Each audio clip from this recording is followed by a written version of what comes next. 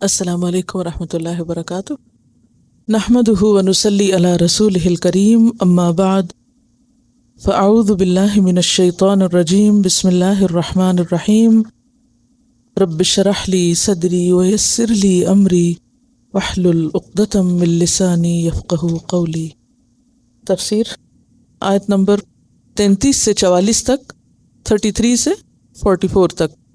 ان اللہ اصطفیٰ آدم ونوحا وآل ابراہیم وآل عمران علی العالمین۔ بے شک اللہ نے چن لیا آدم کو اور نوح کو اور آل ابراہیم کو اور آل عمران کو سارے جہان والوں پر۔ اللہ نے انہیں ترجیح دی، انہیں اپنے لیے خالص کر لیا، ان کو برگزیدہ بنایا، ان کی اولاد میں اور ان کی آل میں برکت ڈالی۔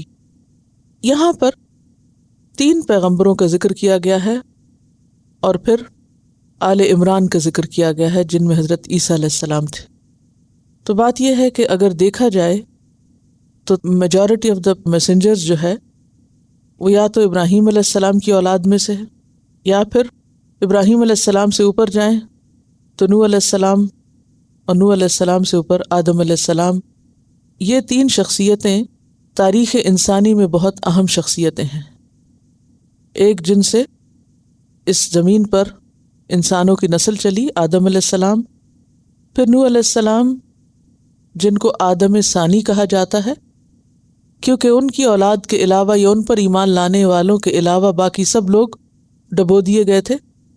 اور پھر ابراہیم علیہ السلام کا خاص طور پر ذکر کہ جب دنیا میں ہر طرف شرک کے اندھیرے چھائے ہوئے تھے تو اس وقت انہوں نے تنہا توحید کا اعلان کیا تھا اور اپنی اولاد کو ایک ایسے حصے میں جا بسایا تھا جو بالکل آئسولیٹڈ تھی، بالکل الگ تھی، تاکہ ان پر ماحول کے اثرات نہ ہوں، وہاں سے وہ ایک نئی تاریخ کو جنم دیں۔ اور ان 3 اہم شخصیتوں کے علاوہ خاص طور پر آل عمران کا ذکر کیا گیا، اور آل عمران کی کہانی جو ہے وہ ایک عورت کی کہانی ہے۔ یہ آل عمران کی تاریخ ایک عورت کی قربانی سے شروع ہوتی ہے، اور وہ عورت کون تھی جس کا آگے جا کے آپ ذکر سنیں گے۔ فرمایا کہ ان سب کو ہم نے جہان والوں پر ترجیح دے کر چن لیا، اور یہ کون ہے؟ ذریۃ بعضھا من بعض، یہ ایک دوسرے کی نسل سے ہیں۔ واللہ سمیع علیم، اور اللہ سننے والا ہے، جاننے والا ہے، اس دعا کا، اس پکار کا، اس خواہش کے اظہار کا سننے والا جو عمران کی بیوی نے اپنے رب کے سامنے ظاہر کی تھی، اور علیم، اس حالت کا جاننے والا جو اس کے دل میں تھی اس وقت۔ کیا تھی وہ بات جو سنی گئی؟ کیا تھی وہ بات جو اللہ جانتا تھا؟ اذ قالت امرأۃ عمران، جب کہنے لگی عمران کی بیوی۔ اور کب کہا یہ؟ اس وقت جب کہ عمران فوت ہو چکے تھے، ان کی بیوی حامل تھی۔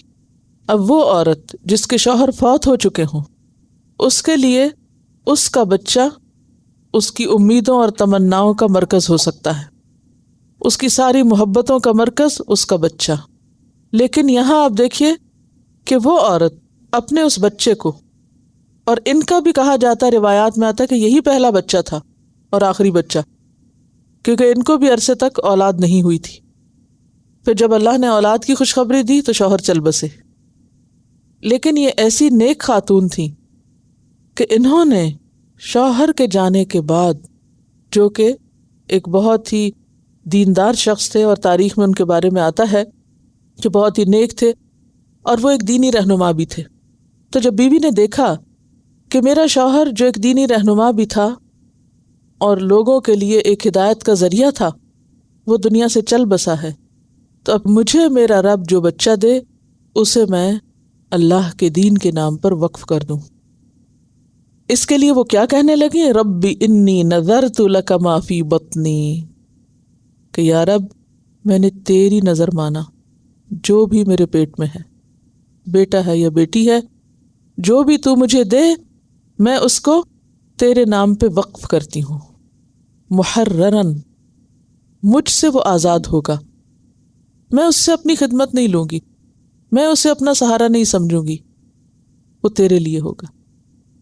آج آپ دیکھیں کہ ہم خواتین میں سے کتنی ایسی خواتین ہو سکتی کہ جو یہ سوچیں یا ایسی سوچ رکھیں، اور وہ بھی اس وقت جبکہ شوہر بھی دنیا سے جا چکا ہے، خود تنہا رہ گئی ہیں۔ اب ایک تنہا عورت کا سہارا یا اس کی امیدوں کا مرکز کون ہوتا ہے؟ اس کا بچہ۔ ہر ماں اپنے بچے کے لیے خواب دیکھتی ہے کہ میرا بیٹا بڑے ہو کر یا میری اولاد بڑے ہو کر یہ بنے گی، ایسا بناؤں گی، اس کو ایسا بناؤں گی۔ یعنی بہت کچھ انسان اولاد کے لیے اچھی تمنائیں اور امیدیں رکھتا ہے، لیکن عموماً ہم خواتین کی تمنائیں اور امیدیں کیا ہوتی ہیں کہ ہم بچوں کو کیا بنائیں گے بڑے ہو کر؟ دنیا کا امام بنائیں گے، وہ اتنا کمانے والا ہوگا، وہ اتنے بڑے عہدے پہ پہنچے گا، وہ اتنی بڑی شخصیت ہوگا، وہ اتنا مشہور انسان بنے گا، اور وہ ایسا اور ویسا۔ لیکن یہاں عمران کی بیوی کی خواہش اور تمنا کچھ اور ہے، دین میں اس کو وقف کر رہی ہیں۔ پھر دعا مانگ کے کہتی ہیں فتقبل منی، تو مجھ سے قبول کر لے، یعنی میرا یہ نذرانہ قبول کر لے۔ اب آپ دیکھیے کہ انسان کی قیمتی چیزوں میں بہت سی چیزیں ہو سکتی ہیں، سونا چاندی ہو سکتی ہے، اس کی بلانگنگز میں سے کوئی زمین پراپرٹی ہو سکتی ہے، کوئی گھر ہو سکتا ہے، محبوب ترین چیزوں میں بہت سی چیزیں ہوتی ہیں انسان کے پاس، لیکن سب سے محبوب چیز انسان کی اور خصوصاً ایک ماں کی اس کی اولاد ہوتی ہے۔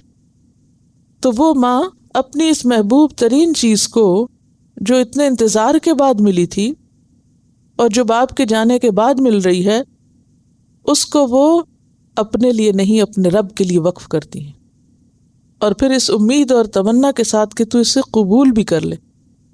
ان لفظوں سے پتہ چلتا ہے کہ وہ اپنی اس منت میں یا اپنے اس ارادے میں کتنی سچی تھی، کتنی مخلص تھی، اور ان کے اس احساس کو اللہ تعالیٰ نے کس طرح بیان فرمایا کہ واللہ سمیع علیم، اور پھر دوبارہ فرمایا انک انت السمیع العلیم، اللہ تو سنتا ہے، اللہ تو جانتا ہے۔ ان صفات کے ساتھ اللہ کو وہی پکار سکتا ہے جو واقعی اپنی بات میں سچا ہو، اور جو محض اوپر سے اور دکھاوے کو یا دل بہلانے کو یا کسی وقتی جذبے کے تحت یا جذبات میں آ کے ایسا فیصلہ نہ کرے۔ جس نے اپنا یہ فیصلہ کہ میں اپنی اولاد کو اللہ کے دین کے لیے وقف کروں گی، اس کا یہ فیصلہ سوچا سمجھا فیصلہ ہو اور اس پر وہ قائم ہو، اور واقعی وہ اس کی اہمیت کو بھی سمجھتی۔ ہمارے ہاں اگر کوئی ایسا فیصلہ کر بھی دیتا ہے تو عموماً دیکھا دیکھی، اچھا اس نے کیا، چلو میں بھی کر لیتی، میں تو گناہ گار ہوں، میرا بچہ دین پر ہوگا تو مجھے بھی بچا لے گا اور مجھے بھی چھڑا لے گا، اور پھر اپنے ہی خاطر۔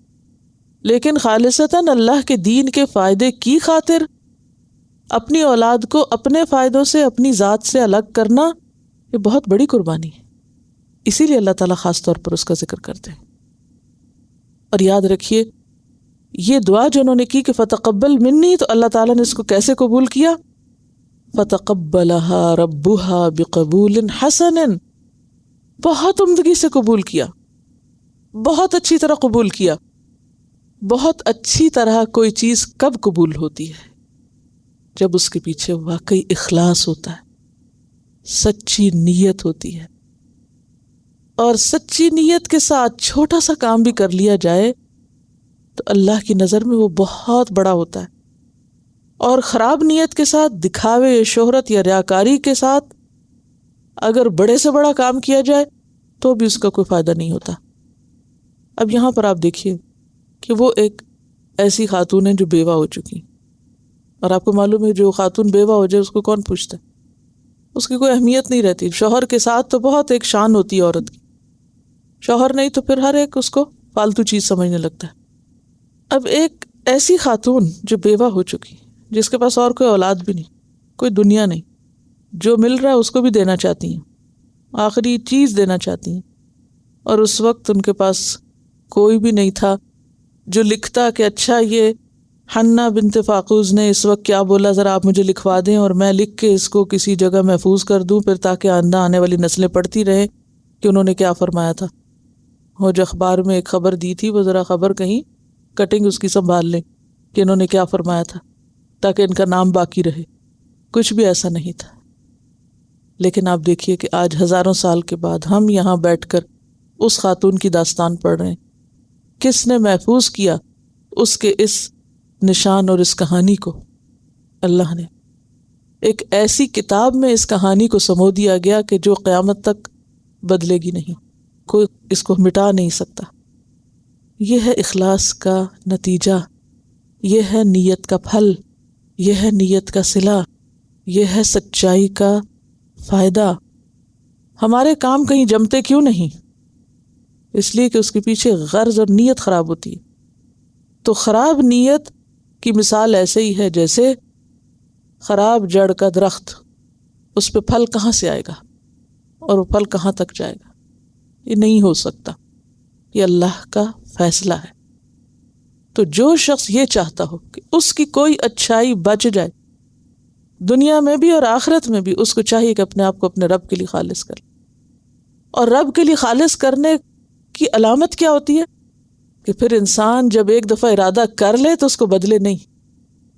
یہ نہیں کہ کچا پکا ذہن، آج ایک نیکی کا ارادہ کیا اور کل کو پھر شیطان نے بہکایا تو اپنے ارادے سے باز آیا. اوہ میرے سے غلطی ہو گئی، ریگریٹس، یہ تو میں نے بہت بڑی قربانی کر دی، میرا نہیں خیال کہ میں اس پہ قائم رہ سکوں، اس لیے ختم. نہیں. جو شخص واقعی اللہ کے لیے کرتا وہ اپنے فیصلے پہ کبھی نہیں پچھتاتا، کبھی نہیں نادم ہوتا. وہ کہتا میں نے جو کیا صحیح کیا، کیونکہ میں نے اللہ کے لیے کیا. اور جو انسان اللہ کے لیے نہ کرے اور مقاصد کے لیے کرے، وہ پھر ضرور پچھتاتا ہے، دنیا میں بھی اور آخرت میں بھی. کیونکہ جو اللہ پہ بھروسہ کر کے اللہ کے سپرد اپنے امور کو کر دیتا ہے، پھر اللہ تعالیٰ اس کی حفاظت کا ذمہ خود لے لیتا ہے. اور اسی کا نام توکل ہے. چھوٹی سی مثال آپ کو دوں گی کہ کس طرح اخلاص سے کیے ہوئے کام باقی رہتے ہیں. ابراہیم علیہ السلام کی داستان، حضرت ہاجرہ کی داستان، ان کا بیٹے کے لیے پانی تلاش کرنا اور پہاڑیوں کے چکر لگانا اور پھر اس شہر کا آباد ہونا. آج اگر ابراہیم علیہ السلام دنیا میں آئے تو وہ یقین نہ کر پائیں کہ وہ صحرا کس طرح آباد ہوا ہے دن اور رات. رمضان میں وہاں پر تھی تو وہاں پتہ چلا کہ صرف رمضان کے مہینے میں 10,000 لوگ صرف حرم کی صفائی پر لگے ہوتے. آنے والے اور جانے والوں کی تعداد تو مت پوچھی، صرف صفائی کرنے والوں کی تعداد 10,000، کیونکہ 24 گھنٹے صفائی ہوتی. 8-8 گھنٹے کی ڈیوٹیوں میں کتنے بڑے حرم کے اندر اور باہر کا سارا علاقہ جو ہے وہ مسلسل صاف ہوتا ہے. کتنی رونق اللہ نے اس شہر کو عطا کی ہے اور اس کو ام القریٰ بنا دیا. اور یہ کہانی بھی کہاں سے شروع ہوئی تھی؟ ایک عورت سے شروع ہوئی تھی. لوگ کہتے ہیں عورت کو کوئی مقام نہیں اسلام میں، یا عورت کی کوئی چیز قبول نہیں ہے، عورت کا کوئی کردار نہیں. کیسے نہیں؟ مکہ کو آباد کرنے کی کہانی بھی ایک عورت سے شروع ہوتی ہے. عورت کی قربانی، اور وہ بھی اپنے بچے کے ساتھ. سب دنیا کی رونقیں چھوڑ کے صحرا میں جانا گوارا کرتی. آج ہم میں سے کتنے لوگ دنیا کی رونق چھوڑ سکتے ہیں اللہ کی خاطر، دین کی خاطر، کہ ہاں مجھے کوئی شہرت نہیں چاہیے، کوئی نام نہیں چاہیے، کوئی دنیا نہیں چاہیے، بس ٹھیک ہے میرا رب مجھے کافی. توکل کر کے تو دیکھیں. پھر اسی طرح آپ دیکھتے ہیں کہ کس طرح وہ خلوص کے ساتھ خانہ کعبہ تعمیر کرتے ہیں، باپ بیٹا دونوں. اور اس وقت وہ بھی کیا دعا مانگتے ہیں؟ ربنا تقبل منا انک انت السمیع العلیم. انہیں اپنے کام سے زیادہ کام کی قبولیت کی فکر ہے کہ یہ قبول ہو جائے. آج قبولیت کی طرف دھیان ہی نہیں ہوتا. ہم سوچتے لوگوں میں مقبول ہو جائیں. اللہ کے یہاں قبولیت ہوتی ہے کہ نہیں؟ لوگ ریکگنائز کر لیں ہم کو، مان جائیں ہم کو کہ واقعی ہم بڑی چیز ہیں، اور ساری زندگی اسی کے پیچھے بھاگتے رہتے. بہرحال یہ تو خیر پیغمبروں کی مثالیں اور بہت چنے ہوئے گھرانوں کی مثالیں. لیکن یہ ہماری ایک شاگرد نے لکھ کر بھیجا ہے. یہ کہتی ہیں کہ 2 سال پہلے ہمیں مدینہ جانے کا موقع ملا. مسجد نبوی کی تعمیر بہت شاندار تھی، لیکن ایک بات بہت عجیب لگی کہ جب ساری مسجد کو نئے سرے سے تعمیر کیا گیا تو روضہ رسول کے گنبد اور مینار اور ریاض الجنہ کے مینار ابھی تک پرانے کیوں ہیں؟ ان کو کیوں نہیں گرا کے دوبارہ تعمیر کیا گیا؟ جب ساری مسجد نئی بنی تو یہاں بھی نئی کوئی چیز ہونی چاہیے تھی. لکھتی ہیں کہ پچھلے سال میرے ہسبینڈ کی امریکہ میں ایک آرکیٹیکٹ انجینئر، ان کا نام جاوید قریشی ہے، ان سے ملاقات ہوئی جنہوں نے 1964 میں امریکہ سے گریجویٹ کیا۔ 3 سال تک مدینہ میں مسجد نبوی کی تعمیر میں شامل رہے۔ تو یہ ان کی روایت ہے۔ انہوں نے بتایا کہ ہمارے تعمیری منصوبے میں روضہ رسول وغیرہ کی نئی تعمیر بھی شامل تھی، مگر جب ہم نے پرانی تعمیر کو گرانے کے لیے کرینز وہاں تک پہنچائیں تو وہ مسجد کے ان میناروں کو نہ گرا سکیں، یعنی جو ریاض الجنہ اور روضہ کے اوپر تھے، یعنی کرینز نہ گرا سکیں ان میناروں کو۔ کافی کوشش کرنے کے باوجود جب ایسا نہ ہو سکا تو سعودی حکومت نے یہ مسئلہ وہاں کے بڑے بڑے عالموں کے سامنے رکھا، تو انہوں نے اس سے روک دیا کہ ایسا نہ کریں، ان کو نہ گرائیں، یہ آپ کے بس کی بات نہیں، آپ نہیں گرا سکتے ان کو۔ اس موقع پر میرے ہسبینڈ کو اطلس سیرت نبوی دی گئی تو تعمیر کا وہ واقعہ یاد آیا کہ کس طرح مسجد نبوی کے یہ مینار تعمیر ہوئے تھے اور یہ ایریا کیسے تعمیر ہوا تھا، تو سمجھ میں آئی کہ اصل چیز پیچھے کیا تھی، وہ خلوص اور محبت جس کے ساتھ یہ جگہ تعمیر ہوئی تھی۔ کتاب میں لکھا ہوا ہے، یہ اطلس آف سیرہ یا سیرہ اطلس کے نام سے دارالسلام کی چھپی ہے، اس کتاب کا یہ حصہ میں آپ کو پڑھ کے اب سناؤں گی۔ اس کا یہ پیج نمبر 162 ہے۔ اب ذرا سنیے قصہ کہ یہ مینار کب بنے تھے اور کیسے بنے تھے اور یہ ایریا کیسے تعمیر ہوا تھا۔ یہاں لکھا ہے کہ عثمانی ترکوں نے 13ویں صدی ہجری میں مسجد نبوی میں جو توسیع کروائی اس کی تفصیل حد درجہ ایمان افروز ہے۔ ترکوں نے جب اس کام کا ارادہ کر لیا تو انہوں نے اپنی وسیع و عریض سلطنت میں اعلان عام کیا کہ انہیں عمارت سازی سے متعلق مختلف علوم اور فنون کے ماہرین درکار ہیں، یعنی عمارت بنانے والے بہترین ماہرین درکار ہیں۔ اعلان کرنے کی دیر تھی کہ سنگ تراش، معمار، نقشہ نویس، خطاط، رنگ ساز، شیشہ گر، پچی کاری کے ماہر، غرض کے ہر علم اور ہر ہنر کے مانے ہوئے لوگوں نے اپنی خدمات پیش کی۔ ترک حکومت نے اپنے تمام اہلکاروں اور سفیروں کو ہدایت کی کہ ان تمام ماہرین اور ان کے خاندانوں کو سفر کی ہر سہولت بہم پہنچائی جائے۔ پھر قسطنطنیہ کے باہر ایک شہر بسایا گیا جس میں اطراف عالم سے آنے والے ان قافلوں کو اتار کر ہر شعبے کے ماہرین کو الگ الگ محلوں میں بسایا گیا۔ اس سارے عمل میں کئی سال لگے، یعنی شہر بسانے میں۔ اس کے بعد عقیدت اور حیرت کا ایک نیا باب شروع ہوا۔ خلیفہ وقت جو اس وقت کی معلوم دنیا کے سب سے بڑا فرما روا تھا، خود نئے بسائے گئے شہر میں آیا اور ہر شعبے کے ماہر کو تاکید کی کہ اپنے ذہین ترین بچے کو اپنا فن سکھاؤ اور اس طرح سکھاؤ کہ اس فن میں اسے یکتا و بے مثال کر دو۔ اس اثنا میں ترک حکومت اس بچے کو قرآن حفظ کرائے گی اور شہ سوار بنائے گی۔ دنیا کی تاریخ کا یہ عجیب و غریب منصوبہ کئی سال جاری رہا۔ 25 سال بعد، یعنی ربع صدی گزرنے کے بعد، نوجوانوں کی ایسی جماعت تیار ہوئی جو نہ صرف اپنے اپنے شعبے میں یکتائے روزگار تھے، بلکہ ہر شخص حافظ قرآن، باعمل مسلمان اور صحت اور تندرستی کا پیکر تھا، گھڑ سواری کرا کرا کے۔ یہ تعداد میں 500 کے لگ بھگ تھے۔ یہ لوگ چن کے نکلے اس میں سے۔ اس دوران میں ترکوں نے پتھروں کی نئی کانیں دریافت کیں، نئے جنگلوں سے لکڑیاں کاٹی گئیں، تختے حاصل کیے گئے، شیشے کا سامان بہم پہنچایا گیا۔ یہ سارا سامان نبی صلی اللہ علیہ وسلم کے شہر پہنچا تو ادب کا یہ عالم تھا کہ اسے رکھنے کے لیے مدینہ النبی سے کئی میل دور ایک الگ بستی بنائی گئی تاکہ پتھر کٹے تو شور سے مدینہ کا ماحول متاثر نہ ہو۔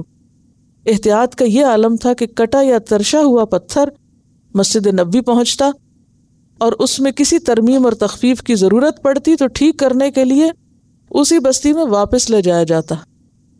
اور جب ماہرین نے کام شروع کیا تو انہیں حکم یہ تھا کہ ہر شخص کام کے دوران باوضو رہے، مسلسل تلاوت قرآن کرتا رہے۔ تعمیر نو اور توسیع کا کام 15 سال جاری رہا۔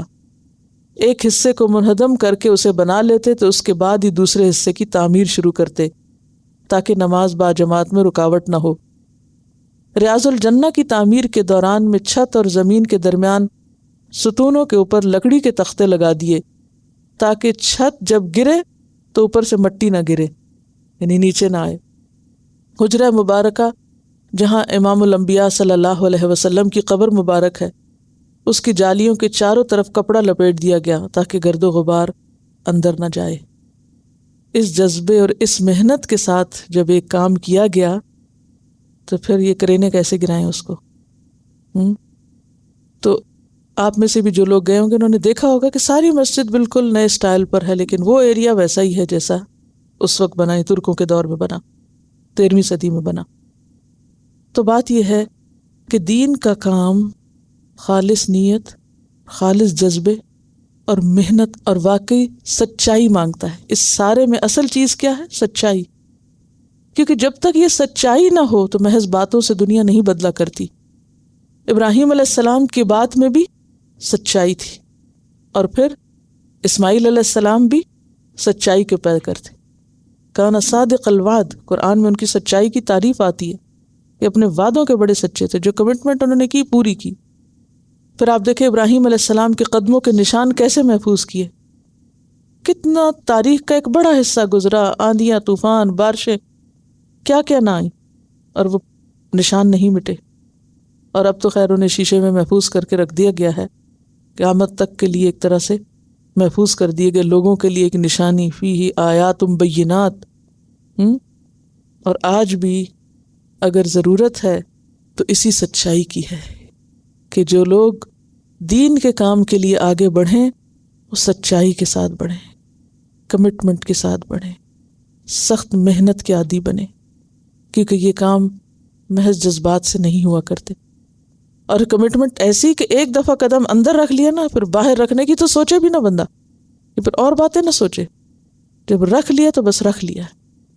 کیونکہ کوئی بھی چیز اس وقت تک ہو نہیں سکتی جب تک آپ اپنے دل، دماغ، شعور، احساس اور جذبات کے ساتھ اس کام کو نہ کریں۔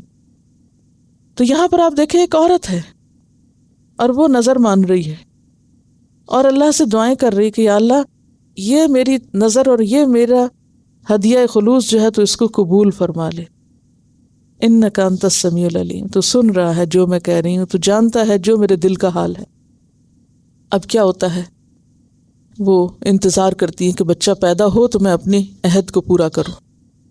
فلما وضعتها، بچہ پیدا ہوتا ہے۔ جب اس نے اس کو جنم دیا، قالت، کہنے لگی، ربی، اے میرے رب، انی وضعتها انثی، یہ تو بیٹی پیدا ہو گئی۔ واللہ اعلم بما وضعت، اللہ کو خوب پتا ہے اس عورت نے کیا جنم دیا، بیٹا ہے یا بیٹی، اللہ کو سب پتا۔ اللہ نے قبول کر لیا، کیونکہ وہ جب بیٹی پیدا ہوئی تو پریشان ہو گئی کہ کہیں اللہ نے میری دعا قبول نہیں کی، میری نظر مانی نہیں گئی۔ تو کہا گیا کہ نہیں، اللہ کو خوب پتا ہے۔ وَلَيْسَ الذَّكَرُ كَالْأُنثَىٰ، اور لڑکا لڑکی کی طرح نہیں ہوتا۔ یہاں جو کام لڑکی کرے گی، عورت کرے گی، وہ مرد نہیں کر سکتا، کیونکہ اب اس لڑکی کو اللہ نے چننا تھا اور اس سے ایک نشانی کو جنم لینا تھا عیسیٰ علیہ السلام کی شکل میں۔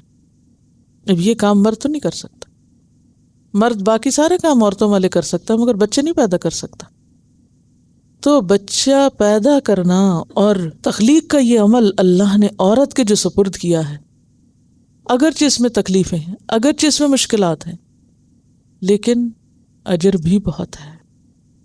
اسی میں ایک عورت کی معراج، اس لیے کبھی بھی اس کام کے اوپر ناک منہ نہیں چڑھانے چاہیے، کبھی بھی شکوہ نہیں کرنا چاہیے اللہ سے کہ یار اب تو نے کیا مشکل ہمیں ڈال دی۔ اکثر عورتیں ناشکری کرتی نظر آتی ہیں، یہ شکوے کرتی نظر آتی ہیں، یہ کیا پیریڈز کی مصیبت، یہ کیا بچے پیدا کرو، یہ کیا مصیبت، یہ تو بلائیں ہیں ہمارے لیے اور بچوں کو بھی کوسیں گی۔ نہیں، اور اس وجہ سے بعض کو سمجھتی ہیں کہ وہ مرد کے مقابلے میں پیچھے رہ جاتی ہیں، کیونکہ وہ اس طرح مرد کے ساتھ دوڑ نہیں لگا سکتی دنیا کے کاموں میں جس طرح وہ فارغ ہو کے لگا سکتے ہیں، کیونکہ بچوں نے ان کے پاؤں پکڑ لیے۔ بات یہ ہے کہ بچے کی پیدائش اور تربیت اور اس کی دیکھ بھال بذات خود اتنا عظیم کام ہے کہ اسی وجہ سے باپ کے مقابلے میں ماں کا درجہ 3 گنا زیادہ ہے۔ اور پھر وہ خود ہی نام بھی رکھتی ہیں اس کا، اور چن کے نام رکھتی ہیں۔ وَإِنِّي سَمَّيْتُهَا مریم، میں نے اس کا نام مریم رکھا۔ مریم کا کیا معنی؟ عبادت گزار، خدمت گزار، یعنی کہ یہ اللہ کی عبادت کرنے والی ہوگی اور دوسری طرف خدمت گزار ہوگی، یعنی دین کی خادمہ۔ اور یہاں آپ دیکھیے کہ اس سے پتہ چلتا ہے کہ عورت کو بھی یا ماں کو بھی بچے کا نام رکھنے کا حق ہے، کیونکہ ہمارے ہاں عام طور پر ساری دنیا بچے کا نام رکھنے میں شریک ہوتی ہے، ماں کو حق نہیں دیا جاتا، اور ماں سے پوچھا بھی نہیں جاتا بعض اوقات کہ تمہیں پسند بھی ہے کہ نہیں، جنم تم نے دیا، تکلیف تم نے اٹھائی، نام ہم رکھیں گے۔ اور بعض اوقات باپ بھی نہیں رکھ سکتا، نانی نانا دادا دادی یا کوئی اور اسی طرح پہلے ہی رکھ لیتے ہیں، چاہے مطلب کچھ ہو یا نہ ہو، یا وہ کوئی سینس بنتی ہو یا نہ ہو، کیونکہ عام طور پر ہمارے جو بڑے ہیں ان کے دین کی سمجھ وہ نہیں ہے، اس لیے بعض اوقات شرکیہ نام بھی رکھ دیتے ہیں اور وہی ساری زندگی لیے چلتے ہیں لوگ، یا بے معنی نام رکھ دیتے ہیں۔ تو یہاں پر آپ دیکھیے کہ اس سے یہ پتہ چلتا ہے کہ نام جو ہے وہ سوچ سمجھ کے رکھنا چاہیے اور بامعنی رکھنا چاہیے۔ بعض لوگ صرف نیا نام رکھنے کے شوق میں عجیب و غریب لفظ بچوں کے نام تھوپ دیتے ہیں، اور چاہے وہ بیچارے ساری زندگی نام کی وجہ سے شرمندہ رہیں۔ یعنی نام رکھنا اگرچہ ایک چھوٹا سا عمل ہے، معمولی عمل ہے، کیا نام ہی ہے نا، لیکن اس میں بھی ایک سنت سکھائی۔ اور پھر یہ نام قرآن میں واحد ایک عورت کا نام ہے جو مریم ہے، اور وہ پہلی دفعہ کس کا رکھا گیا؟ اس بچے کا جسے اللہ کے نام پہ نظر کیا گیا تھا اور جس کو رب نے بہترین طریقے سے قبول کیا تھا۔ وَإِنِّي أُعِيذُهَا بِكَ، اور بے شک میں اس کو تیری پناہ میں دیتی ہوں، وَذُرِّيَّتَهَا، اور اس کی اولاد کو بھی۔ اب یہاں سے پتہ چلتا ہے کہ اس عورت کے ایمان کا درجہ کیا تھا۔ پہلے تو نظر مانی، پھر نام اچھا رکھا، پھر اس کے بعد شیطان سے بچانے کی تدبیریں اور فکر و غم کہ اللہ میرے بچے کو شیطان سے بچانا۔ شیطان بڑا کھلا دشمن ہے، تربیت کی فکر ہے، صرف اس کی نہیں، اس کی آگے نسل کی بھی تربیت۔ اللہ اس کو اور اس سے آگے جو پیدا ہو اس کی بھی تو حفاظت کرنا۔ ہم عموماً اپنے بچوں اور پھر بچوں کے مستقبل کا فکر کرتے ہیں، لیکن کس اینگل سے؟ دنیا کے اعتبار سے، دنیا کے اینگل سے کہ ان کا کیا بنے گا۔ اپنے بچے پال چکتے ہیں تو پھر اس کے بعد یہ سوچتے ہیں کہ بچوں کا آگے کیا ہوگا۔ وَإِنِّي أُعِيذُهَا بِكَ وَذُرِّيَّتَهَا مِنَ الشَّيْطَانِ الرَّجِيمِ، یا اللہ ان کو میں تیرے حوالے کرتی ہوں اور اس کی اولاد کو بھی تیرے حوالے کرتی ہوں۔ ہم سب اپنے بارے میں سوچیں کہ اگر اپنے بچوں کو دین نہیں سکھایا تو ان کے بچے کہاں سے سیکھیں گے؟ آپ کے بچے نہیں عربی میں قرآن پڑھنا جانتے، ان کے بچے کہاں سے جانیں گے؟ خود بخود تھوڑی کچھ ہو جاتا ہے۔ اگرچہ مسجدیں ہوں، اسکول ہوں، مدرسے ہوں، کچھ بھی ہوں، لیکن جو تعلیم گھر پہ ہو سکتی وہ کہیں بھی نہیں ہو سکتی۔ تو آپ دیکھیے کہ جن لوگوں کو واقعی آخرت کی فکر اور غم ہو، وہ صرف اپنی سامنے کی نسل نہیں، نسل کی بھی فکر کرتے ہیں کہ اس کا کیا بنے گا اور اس کے ایمان کا کیا بنے گا اور ان کی آخرت کا کیا بنے گا۔ اب چونکہ اتنی سچائی تھی اس خاتون میں، لہذا فتقبلها ربها بقبول حسن۔ اچھا، یہ جو میں نے بات کی نا کہ آگے بچوں کا کیا بنے گا، اس کے بہت سے پہلو ہیں، اور اس میں یہ کہ جب بچے چھوٹے ہوں صرف اس وقت نہیں ان کی لکھائی پڑھائی، جب جوان ہو جائیں تو ان کی شادی بھی سوچ سمجھ کے کہ کہاں کر رہے ہیں، کیا دیکھ رہے ہیں، کیونکہ جیسی بہو لائیں گے یا جیسا داماد ہوگا اس کا لازمی اثر کس پہ ہوگا؟ اگلی اولاد پہ ہوگا۔ آپ نے اپنے بچے کو بہت اچھی تربیت دی، اگر اس کو بیوی ایسی مل گئی جس کو دین سے کوئی دلچسپی نہیں، یا داماد ایسا ہوا جس کو دین سے کوئی دلچسپی نہیں، تو صرف ایک شخص کیا کر سکتا ہے؟ کھچاؤ اور آپس میں ہی ٹکراؤ رہتا ہے، ایک کہتا ہے یہ نہ سکھاؤ، دوسرا کہتا ہے یہ نہ سکھاؤ، وہ بچے تماشا بن جاتے ہیں، وہ آزاد ہو جاتے ہیں، اچھا بڑے لڑتے رہے اور ہم چھٹی کریں۔ تو اس لیے یعنی بچوں کے مستقبل کیا دیکھ رہے ہیں؟ دنیا دیکھ رہے ہیں، آخرت دیکھ رہے ہیں۔ عموماً ہم جب شادی کرنے لگتے ہیں تو دنیا ہی دیکھتے ہیں، لڑکی خوبصورت کتنی ہے، جہیز کیا لائے گی، کیا سٹیٹس ہے، دنیا کیا ہے، یہ تھوڑی دیکھتے ہیں کہ ایمان کیا، اخلاق کیا ہے، اس کی تو کوئی قدر و قیمت ہی نہیں ہوتی۔ لہٰذا جو بوتے ہیں وہی کاٹنا ہے نا، جو اگایا وہی نکلے گا نا، کچھ اور تھوڑی نکلے گا۔ اور اس میں افسوس کے ساتھ کہنا پڑتا ہے کہ بہت سے لوگ نمازیں بھی پڑھیں گے، قرآن بھی پڑھیں گے، لیکن جب شادی کا معاملہ آئے گا سارا دین ایک طرف رکھیں گے اپنا اور پھر صرف دنیا کے اوپر رہ جائیں گے، اس وقت سب بھول جائیں گے۔ وہ سمجھتے ہیں شادی تو ایک بالکل دنیا کا کام ہے، اس کا نماز روزے سے کیا تعلق؟ حالانکہ سورۃ البقرہ میں آپ نے دیکھا نکاح، طلاق اور یہ ساری چیزیں جو ہیں وہ دین کا حصہ بتائی گئیں، تو شادی بھی دین کا حصہ ہے۔ یعنی وہ بھی عبادت ہے، وہ بھی فرض کے درجے میں ہے۔ فتقبلها ربها بقبول حسن، تو اس کے رب نے اس کو عمدگی سے قبول کر لیا، بہت اچھے طرح قبول کیا۔ وانبتها نباتا حسنا، بہترین پرورش کا انتظام کیا۔ وکفلها زکریا، زکریا کو اس کا کفیل بنایا، باپ تو تھا نہیں، کوئی بڑا بھائی نہیں، زکریا کی بھی اولاد نہیں، دوسری بہن کی بھی اولاد نہیں کوئی، تو ایسا لگتا تھا کہ جیسے اور تھا بھی کوئی نہیں۔ اور پھر باقی لوگ جو تھے، جو وہاں کے اہل علم تھے، جو تورات وغیرہ لکھتے تھے، ان کا بھی دل چاہتا تھا کہ ہم یہ نیک کام اب کریں، ہم اس کے گارڈین بنیں، ہم اس کی ذمہ داری نبھائیں، لیکن اللہ نے زکریا علیہ السلام کو اس بچی کی کفالت کے لیے چن لیا۔ پھر سوال یہی پیدا ہوتا ہے کہ زکریا ہی کیوں چنے گئے؟ زکریا کے ہی حصے میں یا قسمت میں یہ نیکی کیوں آئی؟ یہ بھی ایک بڑی اہم بات ہے جس پہ ہم سب کو غور کرنا چاہیے۔ یاد رکھیے، نیکی کے کسی کام کے کرنے کا موقع مل جانا، نیکی کے کام کا موقع اور توفیق مل جانا، یہ بھی اللہ کی خاص رحمت سے ہوتا ہے، یہ بھی اللہ کی توفیق سے ہوتا ہے۔ کسی میں کوئی قوت نہیں، لا حول ولا قوت الا باللہ العلی العظیم، وہی توفیق دیتا ہے، وہی موقع دیتا ہے اگر انسان کوئی کام نیکی کا کر لے، ورنہ میرے اور آپ کے تو بس میں نہیں کہ ہم یہاں بیٹھے ہوں، سوال پیدا نہیں ہوتا، یا کوئی یہاں سے اٹھ کے کوئی اور اچھا کام کر سکے۔ آپ نے دیکھو گے کہ نفس کس طرح اکساتا ہے بندے کو، کیسے کیسے نیکی کے کام بھاری بناتا ہے، کیسے کیسے مجبوریاں دکھاتا ہے، کیسے کیسے رکاوٹیں آگے لا کے ڈالتا ہے، یہ ہو ہی نہیں سکتا، وہ کر ہی نہیں سکتے، وہ بن ہی نہیں سکتا، یہ بھی نہیں، وہ بھی نہیں۔ لیکن جب اللہ توفیق دے دیتا، رستہ کھول دیتا، بنا دیتا، حاضر کر دیتا، اچھا کرو یہ نیکی، اس کو بھی اللہ کا انعام سمجھے، اس پر بھی پھولنے کی ضرورت نہیں کہ میں نے کر لیا، اللہ نے کروا لیا آپ سے۔ وَأَنبَتَهَا نَبَاتًا حَسَنًا وَكَفَّلَهَا زَكَرِيَّا، کیونکہ زکریا علیہ السلام کے اندر بھی وہی خلوص نظر آتا ہے۔ کہاں سے نظر آتا ہے؟ کیسے پتہ چلتا ہے کہ زکریا علیہ السلام بھی بڑے ہی خالص بندوں میں سے تھے اللہ کے؟ ان کی دعاؤں سے۔ دعا جو ہوتی ہے نا، وہ انسان کے جذبات کی آئینہ دار ہوتی ہے، مانگتا کون کیا ہے۔ سورۃ البقرہ میں نا، وَمِنَ النَّاسِ مَن يَقُولُ رَبَّنَا آتِنَا فِي الدُّنْيَا حَسَنَةً وَمَا لَهُ فِي الْآخِرَةِ مِنْ خَلَاقٍ۔ حج پہ جانے والے دو قسم کے ہوتے ہیں، ایک وہ جو صرف دنیا کی نیت سے جاتے ہیں، دنیا ہی مانگ کے آتے ہیں، اور دوسرے وہ جو دنیا اور آخرت دونوں مانگتے ہیں۔ آپ بھی اپنے آپ کو اگر جاننا چاہیں کہ آپ نیکی کے کس درجے پر ہیں اور اخلاص کے کس درجے پر ہیں، تو ذرا اپنی دعاؤں کی لسٹ چیک کریں، کیا مانگتے ہیں، اپنا اپنا حساب خود کر لیں، آپ مانگتے کیا ہیں؟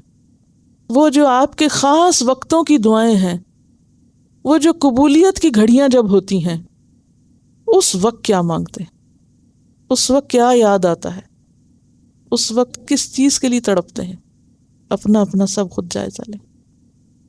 تو زکریا علیہ السلام کو بھی اللہ نے کیوں چنا؟ یہ بھی ایک اللہ کے پیاروں میں سے تھے جن کو اتنے عرصے تک اولاد نہیں ملی، اور وہ جب اولاد کے لیے دعا بھی کرتے تھے، کہتے تھے اللہ مایوس تو ہوئی نہیں۔ اس سے ان کی شخصیت آپ دیکھ سکتے ہیں، سارے ظاہری اسباب ختم ہو جانے، کٹ جانے پر بھی وہ کہتے ہیں میں مایوس نہیں ہوں۔ اچھا میرے اور آپ کا کیا حال ہے؟ اتنا سا کام نہ بن پڑے، وہی ہمت ہار کے بیٹھ جاتے ہیں، اب تو یہ ہونے کا ہی نہیں، یہ تو ہو ہی نہیں سکتا، یہ تو ہم کر ہی نہیں سکتے، کتنی جلدی مایوسی کا شکار ہوتے۔ پھر آپ دیکھیے کہ جو مانگتے ہیں وہ کیا مانگتے ہیں، ذریۃ طیبہ اور وجعلہ ردیہ، ہب لی من لدنک ذریۃ طیبہ رب ہب لی من الصالحین۔ تو اللہ نے پھر من الصالحین کو بیان ہی پورا کیا، کیونکہ دعا جو ہوتی ہے نا انسان کی، وہ اس کے دل کی آواز ہوتی ہے، اس کی خواہش اور اس کی چاہت کا پتہ دیتی ہے، یہ کیا چاہتا ہے، اس کی پرائرٹیز کیا ہے، یہ مانگتا کیا ہے۔ تو یہاں پر کیا ہوتا ہے، زکریا علیہ السلام وہاں داخل ہوتے ہیں محراب میں، یعنی اس اونچے کمرے میں جہاں وہ اکیلے بیٹھ کے عبادت کرتی ہیں، رہتی ہیں مسجد میں۔ وجد عندہا رزقا، وہاں کچھ رزق کی چیزیں پاتے ہیں، پھل وغیرہ یا علمی صحیفے وٹ ایور۔ اب آپ دیکھیے کہ اگر آپ کسی کے پاس، کسی کے گھر داخل ہوں اور وہاں کوئی فروٹ رکھا ہوا ہو یا کوئی عمدہ فروٹ رکھا ہوا، تو آپ کے دل میں کیا آتا ہے؟ ساتھ ساتھ جائزہ لینا، میرا سوال یہ ہے کہ اگر ہمارے پاس کوئی چیز نہ ہو جو ہمیں نہ ملی ہو، جو اللہ نے ہمارے حصے میں نہیں رکھی، اگر ہم وہ کہیں اور دیکھ لیں، پھر ہمارے دل کا حال کیا ہوتا ہے؟ ایک دم ہڈن جیلسی، ایک دم مظلوم، ایک دم اندر سے غمگین. اچھا کوئی بات نہیں، ہماری تو قسمت میں نہیں، یہ کتنے لکی ہیں ان کو یہ سب مل گیا. کیا سکھایا گیا ایسے موقع پر؟ وَاسْأَلُوا اللَّهَ مِن فَضْلِهِ. اس کو مل گیا تم بھی مانگ لو. جیلسی کی کیا ضرورت ہے؟ غمگین ہونے کی کیا ضرورت ہے؟ پریشان ہونے کی کیا ضرورت ہے؟ اللہ اس کو دے سکتا ہے، اللہ آپ کو بھی دے سکتا ہے. ایسے موقعوں پر کیا طرز عمل اختیار کرنا چاہیے؟ وہی جو زکریا علیہ السلام نے اختیار کیا تھا. حیران ضرور ہوتے انا لکی حاضہ، یہ کہاں سے؟ کوئی بات نہیں، تعجب آپ کر سکتے کہ آپ کسی دوست کے گھر جاتے ہیں، وہ فروٹ آپ کے سامنے رکھتی کھانے پینے کے لیے، آپ کہتے آج کل یہ ملتا ہے، یہ تم نے کہاں سے لیا؟ نو پرابلم، اس حد تک خیر ہے. ہاں، لیکن اگر آپ وہاں غمگین ہونے بیٹھ گئے، رونے بیٹھ گئے اندر سے، یعنی وہ فروٹ کے ساتھ غم کے گھونٹ کھا رہے ہیں، تو یہ ٹھیک نہیں، یہ ناپسندیدہ ہے. اس وقت اگر ایسا کوئی خیال آئے بھی، کیونکہ دیکھیں اندر کی کیفیات ہم صرف خود جانتے ہوتے ہیں، اپنے پہ خود چیک رکھنا ہے، کیونکہ اللہ دل دیکھ رہا ہے نا، اللہ شکل نہیں دیکھتا، اللہ ظاہری کام نہیں دیکھتا، مال نہیں دیکھتا، وہ دل دیکھتا ہے اور اعمال دیکھتا ہے. تو وہ دل دیکھ رہا ہے نا، اب شرم آنی چاہیے اللہ سے. وہ دل دیکھ رہا ہے کہ ہم اللہ سے شکوہ کر رہے ہیں اور ناراض ہو رہے ہیں اور حسد کر رہے ہیں اور اللہ کے فیصلے پہ راضی نہیں ہیں اور غمگین ہو رہے ہیں. نہیں، وَاسْأَلُوا اللَّهَ مِن فَضْلِهِ، اللہ سے مانگے جیسے اب یہاں ہوتا ہے. قَالَ يَا مَرْيَمُ أَنَّىٰ لَكِ هَٰذَا، کہتے مریم یہ کہاں سے آتا ہے؟ انہوں نے یہ اس لیے بھی کہا کہ کیونکہ ان کے علاوہ تو کوئی وہاں جاتا ہی نہیں تھا، کوئی اور تو وہاں تھا نہیں، اور پھر تھی بھی انیوژل قسم کی چیزیں کہ تمہارے کھانے پینے کی ذمہ داری تو میری ہے، تمہارے پاس پہلے سے موجود ہوتا ہے، یہ تمہیں کون دیتا ہے؟ اس میں ایک اور پہلو بھی ہے. عام طور پر کیا ہوتا ہے جب ہم اولاد کو دین کے لیے وقف کرنے کا سوچتے ہیں نا، پہلا خیال کیا آتا ہے؟ کھائیں گے کہاں سے؟ ان کا بنے گا کیا؟ جئیں گے کیسے؟ اب یہاں آپ دیکھیے کہ کس طرح غیب سے مدد ہوتی ہے. قالت هو من عند اللہ، کہنے لگی یہ اللہ کی طرف سے آتا ہے. وہ کیوں؟ اس لیے کہ ان اللہ یرزق من یشاء بغیر حساب، اللہ جسے چاہے بے حساب دے دے، بغیر حساب دے دے. یہ تو اس کا فیصلہ ہے، کیونکہ ماں نے بھی جب نظر مانی تھی یہ تھوڑی سوچا تھا کہ پھر وہ کھائے گا کہاں سے، اللہ کے بھروسے پر ہی نظر مانی تھی. ہنالک دعا زکریا ربہ، وہاں زکریا علیہ السلام نے بھی اپنے رب سے دعا کر لی. قال رب هب لی من لدنک ذریۃ طیبہ، یا رب مجھے اپنے پاس سے پاکیزہ اولاد دے. صرف اولاد نہیں مانگی، ذریۃ طیبہ. طیب میں کیا آتا ہے؟ ظاہری باطنی دونوں خوبیاں. یہ ایک بہترین دعا ہے، جو بھی مائیں پریگننٹ ہوں، حامل ہوں، ان کو یہی دعائیں مانگنی چاہیے. حب لی من لدنک ذریۃ طیبہ، یا اللہ اچھے اخلاق والی، عمدہ، پاک نفس، نیک تینت. انک سمیع الدعاء، یقیناً تو دعا سننے والا ہے، یقیناً تو دعا سننے والا ہے. انک سمیع الدعاء، یعنی پورے یقین کے ساتھ مانگے. فنادت الملائکہ، فرشتوں نے خوشخبری سنائی. وہو قائم، اور وہ کھڑے تھے، یصلی، نماز پڑھ رہے تھے، فی المحراب، محراب میں، اسی جگہ. ان اللہ یبشرک بیحییٰ، کہ اللہ تمہیں یحییٰ کی خوشخبری دیتا ہے. جیسے سورۃ مریم آیت 7 میں آتا ہے نا، انا نبشرک بغلام اسمہ یحییٰ. کون ہے یحییٰ؟ مصدقا بکلمۃ من اللہ، اللہ کے کلمے کی تصدیق کرنے والے، یعنی عیسیٰ علیہ السلام کو سچا بتانے والے، یعنی عیسیٰ علیہ السلام کی نبوت کی تصدیق کرنے والے. کلمۃ من اللہ سے مراد تو عیسیٰ علیہ السلام ہے نا، تو یحییٰ علیہ السلام کیا کریں گے؟ عیسیٰ علیہ السلام کی تصدیق کریں گے. وسیداً، اور سردار ہوں گے، لیڈر ہوں گے اپنی قوم کے. وحسوراً، اور پاک دامن ہوں گے، پاک باز ہوں گے، اپنے آپ کو برائیوں سے روکنے والے ہوں گے. جیسے وہ انجیل میں بھی آتا ہے نا، خدا کے حضور میں بزرگ ہوگا، ہرگز نہ میں نہ کوئی اور شراب پیے گا، اپنی ماں کے پیٹ ہی سے روح القدس سے بھر جائے گا، پاک روح سے۔ روح القدس کا ایک معنی جبریل نہیں بلکہ پاک روح، یعنی ان کے اندر پاک روح آئے گی۔ وَنَبِيًّا، اور نبی بھی ہوگا، مِنَ الصَّالِحِينَ، صالحین میں سے ہوگا۔ اب انسان سوچتا ہے نا کہ اللہ تعالیٰ نے بائی برتھ ان کو اتنی ساری خوبیاں دے دی تھی، ہمیں کیوں نہیں دی؟ کیا فرق؟ ہم نے کیا مانگا؟ ان کے باپ تو دعائیں کیا مانگتے ہیں، وہ صرف اولاد نہیں مانگ رہے، وہ تو ہمیشہ ہی کہتے ہیں حب لی من الصالحین ذریۃ طیبہ وجعلہ رضیہ۔ یہ اتنی دعائیں ہیں پیچھے، یہ ماں باپ کی تڑپ ہے، اس تڑپ کو پیدا کرنے کی ضرورت ہے۔ اللہ سب کو دے سکتا ہے، لیکن یہ وہ لوگ ہیں جنہوں نے دین کو دنیا پر ترجیح دی، آخرت کو دنیا پر فوقیت دی، جنہوں نے اپنے لیے اور اپنی اولاد کے لیے یہی رستہ پسند کیا۔ ہمارے دل میں دنیا چھپی ہوئی ہوتی ہے، اوپر سے ہم کہتے رہتے ہیں چلو ٹھیک ہے دین کا بھی کچھ کام ہو جائے، اور کوئی فارغ وقت ہو تو دین کی بھی کچھ خدمت کر لی جائے۔ ڈیڈیکیشن نہیں، کمٹمنٹ نہیں، قربانی نہیں، کیونکہ خوف ہے نا، غم ہے، فکر ہے۔ وَسَيِّدًا، اور سردار ہوگا، وَحَسُورًا وَنَبِيًّا مِنَ الصَّالِحِينَ، اتنا بہترین بچہ اللہ نے دیا۔ قال رب انا یکون لی غلام، کہنے لگے یا رب میرا بچہ کیسے ہوگا؟ اتنی یقین دہانیوں کے باوجود آپ دیکھیں، کیونکہ پیغمبر انسان بھی ہوتے ہیں نا، اور پھر ایسی انہونی خبر کہ جس کے کوئی مادی وسائل اور ذرائع ہو ہی نہ، دنیاوی اعتبار سے پاسبل ہی نہ ہو۔ وقد بلغنی الکبر وامرأتی عاقر، میں بھی بوڑھا، میری بیوی بھی بانجھ، بیوی اولاد پیدا کرنے کے قابل ہی نہیں، اور بوڑھی بھی ہو چکی ہے، دونوں ہی مسئلے، یعنی ایک ایک نہیں، دو مسائل۔ قال كذلك اللہ يفعل ما یشاء، اللہ تعالیٰ نے فرمایا، یعنی فرشتے کے ذریعے کمیونیکیٹ کرتے ہیں نا اللہ تعالیٰ، كذلك اللہ يفعل ما یشاء، اللہ ایسے ہی کرتا ہے جو چاہتا ہے، اللہ کے لیے کرنا کیا مشکل ہے؟ وہ کلمہ کن سے عیسیٰ علیہ السلام کو پیدا کر سکتا ہے، تو اسی طرح تمہیں بھی اپنی رحمت سے نواز سکتا ہے۔ اور آپ دیکھیے کہ آج کے دور میں بھی کئی ایک ایسی مثالیں ملتی ہیں کہ جس میں بعض اوقات 60 سال، بعض اوقات 70 سال تک کی عورت بھی بچہ پیدا کرتی ہے۔ رومینین hospital official says a 66 years old woman Bucharest has given birth to a baby girl. She is recorded the oldest woman to give birth. Baby Eliza Maria was born prematurely by cesarean C-section to the 66 years old. یہ بتا رہی ہیں کہ یہ خود nurse تھی پاکستان میں ایک ہاسپٹل میں۔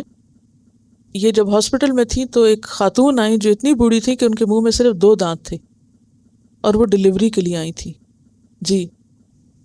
اور یہاں تو پھر خاص اللہ کی رحمت ہے، خاص اللہ کا کرم ہے اور ایک معجزہ ہے۔ قال رب اجعل لی آیا، پھر مزید یقین، یا اللہ میرے لیے کوئی نشانی بنا دیجیے۔ جسے کہتے ہیں نا کہ ایک شخص جو اتنے طویل انتظار کے بعد ایک خبر پائے تو اس کو پھر بھی آخری لمحے تک ڈر لگا رہتا ہے کہ یہ کہیں چھن نہ جائے مجھ سے، اللہ تعالیٰ کوئی نشانی مقرر کر دیجیے۔ قال آیتک الا تکلم الناس 3 ایام الا رمزا، کہ جب بچے کا حمل ٹھہر جائے گا، یعنی جب کنفرم ہو جائے گی پریگنینسی، تو 3 دن تک تم بات نہیں کر سکو گے۔ تو جب بات نہ کر سکو تو یہ سمجھو کہ بات پکی ہو گئی، پریگنینسی کنفرم ہو گئی۔ آج کے دور میں تو پریگنینسی ٹیسٹ ہے نا کنفرمیشن کے لیے، تو وہاں یہ نشانی تھی کہ پھر بات نہیں ہوگی یا بات نہیں کرنا، دونوں معنی ہو سکتے ہیں۔ اس سے کیا پتہ چلتا ہے کہ اللہ تعالیٰ جب بندے کو کوئی نعمت دے، یا ہم اپنے آپ کو دیکھتے ہیں کہ جب کوئی نعمت ہمیں ملتی ہے تو پھر ہم کیا کرتے ہیں، کتنا شور کرتے ہیں، کتنی باتیں کرتے ہیں۔ تو یہاں کیا ہے، نعمت کے ملنے پر ذکر اور شکر اور خاموشی۔ وَاذْكُرْ رَبَّكَ كَثِيرًا، کثرت سے رب کا ذکر کرنا۔ وَسَبِّحْ بِالْعَشِيِّ وَالْإِبْكَارِ، صبح و شام رب کی تسبیح بیان کرتے رہنا۔ اس سے پتہ چلتا ہے کہ نعمت کے ملنے پر خاص طور پر اللہ کی تسبیح، سبحان اللہ وبحمدہ سبحان اللہ العظیم۔ وَإِذْ قَالَتِ الْمَلَائِكَةُ يَا مریم، جب فرشتوں نے کہا اے مریم، ان اللہ اصطفاکی، بے شک اللہ نے تجھے چن لیا، منتخب کر لیا، وطہرک، اور تجھے پاک کیا، واصطفاکی علی نساء العالمین، اور ساری جہان کی عورتوں پر تجھے فوقیت عطا کی۔ اور جہان سے مراد یہاں اس دور کا جہان ہے، اور ویسے بھی اگر دیکھا جائے صرف اس دور کا نہیں، آخرت تک تو ان کی شخصیت جو ہے مریم علیہ السلام کی وہ مانی ہوئی ہے، چنی ہوئی ہے۔ ان کے علاوہ اور خواتین بھی چنی گئیں، جیسے حضرت آسیہ فرعون کی بیوی۔ نبی صلی اللہ علیہ وسلم نے فرمایا دنیا کی عورتوں میں سے بہتر دو ہیں، مریم بنت عمران، خدیجہ بنت خویلد۔ ایک اور روایت میں آتا ہے، فرمایا مردوں میں سے تو بہت کامل ہوئے ہیں مگر عورتوں میں سے کوئی کامل نہیں ہوا سوائے مریم بنت عمران اور آسیہ زوجہ فرعون کے۔ حضرت آسیہ کا بھی تو قصہ آپ کو معلوم ہے، انشاءاللہ آگے آپ پڑھیں گے بھی، کہ کس طرح انہوں نے فرعون کی فراہم کردہ ساری رونقیں، زینتیں، ساز و سامان دنیا، ہر چیز چھوڑ کے کیا کہا، رب ابن لی عندک بیتا فی الجنہ، اور جسمانی اذیتیں بھی سہیں اور تکلیفیں بھی اٹھائیں، اور اسی لیے کہتی ہیں ونجنی من القوم الظالمین، کہ یا رب اس ظالم قوم سے مجھے نجات دے۔ یعنی کس شخص کے ساتھ وہ رہ رہی ہیں جو اتنا ظالم ہے اور اتنا متکبر ہے، یہ کس طرح ایمان پر قائم رہتی۔ یعنی اگر کسی عورت کو اپنے ظالم شوہر سے شکایت ہو کہ وہ اسے دین پر قائم نہیں رہنے دیتا، تو اس کے لیے بہترین مثال حضرت آسیہ کی۔ پھر بات تو اپنے اندر کی ہے نا، کہ خود کوئی کیا چاہتا ہے۔ بعض اوقات عورتیں شوہروں کا بہانہ کر کے دین کے کام چھوڑ دیتی، شوہر پسند نہیں کرتے نماز، شوہر پسند نہیں کرتے حجاب، شوہر پسند نہیں کرتے قرآن پڑھنا، شوہر پسند نہیں کرتے، شوہر تو پتہ نہیں اشارہ ہی کریں ہم پہلے سے ہی تیار بیٹھے ہیں کہ شوہر کے گلے میں ڈال کے ذمہ داری خود بری ذمہ ہو جائے۔ لیکن اللہ تو جانتا ہے نا کہ کس کے رستے میں کیا رکاوٹ ہے، اور وہ اس کو کس طرح صبر کے ساتھ نبھا رہی ہے۔ اجر بھی اسی کے لیے جس کے لیے مشکل ہے، جس کے لیے رستے کھلے ہیں اس کے لیے کیا مشکل، اس کے لیے بھی اجر ہے محنت کا، لیکن رکاوٹوں کے باوجود اللہ کے رستے پہ قائم رہنا، یہی امتحان اور یہی انسان کو چنے جانے کے لائق بناتا ہے۔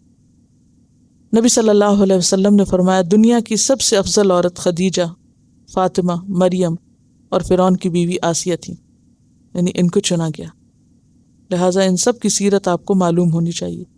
تو آپ حضرت خدیجہ کے بارے میں نیکسٹ ویک پڑھ لیجئے، اگر اس ویک آپ حضرت عائشہ کے بارے میں پڑھ رہی ہیں، یہ جو امہات المومنین ہیں اس کتاب میں سے یا کسی اور کتاب میں سے، تو کسی بھی کتاب میں سے آپ حضرت عائشہ اور حضرت خدیجہ کے بارے میں پڑھ سکتے ہیں، اور حضرت فاطمہ کے بارے میں بھی، حضرت خدیجہ، حضرت عائشہ اور حضرت فاطمہ رضی اللہ تعالیٰ عنہ۔ کیوں ان کا پڑھنا ضروری ہے؟ کیوں جاننا ان کے بارے میں ضروری ہے؟ کیوں آپ کو یہ ہوم ورک دیا جا رہا ہے؟ اللہ نے انہیں چنا تھا ان کی سیرت اور اخلاق اور کردار کی وجہ سے۔ خواتین کو بہتر نمونہ کے طور پہ دیکھ سکتی، بہتر طور پر ریلیٹ کر سکتی، اور ہر ایک کا کیریکٹر مختلف ہے۔ حضرت مریم صلی اللہ نے اور کام لیا، حضرت خدیجہ نے اور طرح کام کیا، حضرت عائشہ نے اور طرح کام کیا، حضرت فاطمہ نے اور طرح کام کیا۔ تو خواتین میں مختلف طرح کی خواتین ہوتی ہیں۔ حضرت خدیجہ مالدار خاتون تھیں، کاروبار کرتی تھیں، اور پھر سارا مال کس میں لگایا؟ دین کی اشاعت، خود کما کے سب خرچ کیا۔ مالدار ترین عورت تھی مکے کی، ایک طرف سارے مکہ والوں کا تجارت کا مال ہوتا تھا، ایک طرف حضرت خدیجہ۔ حضرت عائشہ نے علم کے ساتھ خدمت کی دین کی، 48 ایئرس تک تعلیم دیتی رہی مردوں عورتوں کو، بے شمار شاگرد ہوئے ان کے۔ حضرت فاطمہ نے بچوں کی پرورش اور تربیت کے ساتھ حضرت حسن حسین جیسی اولاد کی تربیت کی، جنہوں نے دین کے لیے بہترین قربانیاں کی۔ اور حضرت مریم جو ہیں، کس طرح ان کے اوپر الزام لگا، آگے پڑھیں گے آپ حضرت مریم کی تفسیر کو۔ حضرت آسیہ کو آپ دیکھیے کہ کس طرح وہ استقامت، یعنی جسمانی تکلیفیں ان پہ بہت آئیں اور اذیتیں آئیں، اور پھر بھی وہ جمی رہیں۔ تو آپ دیکھیے کہ اس سے ایک بات یہ بھی پتہ چلتی ہے کہ صرف کوئی ایک پرٹیکولر کام کر کے ہی آپ نہیں چنے جاتے، یا آپ کوئی بہت اچھے نہیں کہلاتے، بلکہ جو رول آپ کے حصے میں آ جائے۔ اگر آپ انٹلیکچولی اسٹرانگ ہیں اور علمی رول آپ کے حصے میں آ گیا، فائن اینڈ گڈ۔ اگر وہ نہیں، مالی طور پر آپ اسٹرانگ ہیں تو مال سے آپ خدمت کر سکتے ہیں۔ آف کورس ساتھ دوسرا سلسلہ بھی جاری رہے گا، لیکن ایک خصوصیت نمایاں ہوتی ہے نا جو دوسریوں پہ چھائی بھی ہوتی۔ حضرت خدیجہ کی شخصیت آپ پڑھیں گے انشاءاللہ، ان کے اندر اور بھی بہت سی خوبیاں ہیں۔ سب سے پہلے وہ ایمان لائی ہیں، آپ کے ساتھی، آپ کے سہارا ہیں۔ مالدار ترین عورت شوہر کے ساتھ وہ شیب ابی طالب میں جاتی ہے، جہاں بھوک سے نڈھال پتے تک درختوں کے کھانے پڑتے ہیں، اتنی قربانی دین کے راستے میں، یعنی فزیکلی بھی ساتھ ساتھ رہی۔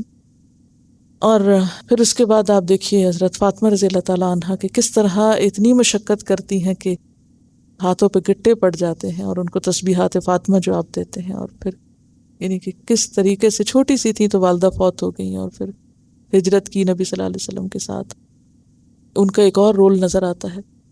تو یہ ہے کہ کبھی بھی فرسٹریشن نہیں ہونی چاہیے، اور صرف ایک آئیڈیل نہیں بنا لینا چاہیے کہ مجھے حضرت عائشہ جیسا ہی بننا ہے۔ بھئی اپنے حالات دیکھو، اگر پڑھنے کے مواقع اس طرح نہیں ملے، آپ کو اس طرح نہیں سیکھنے کے ملے، اتنی ذہنی صلاحیت نہیں ہے کہ آپ اس طرح پڑھا سکیں، تو آپ کو دوسرا رول جو آپ کا ہے آپ اس کو دیکھ لیں، گھر کے اندر کا کوئی رول دیکھ لیں۔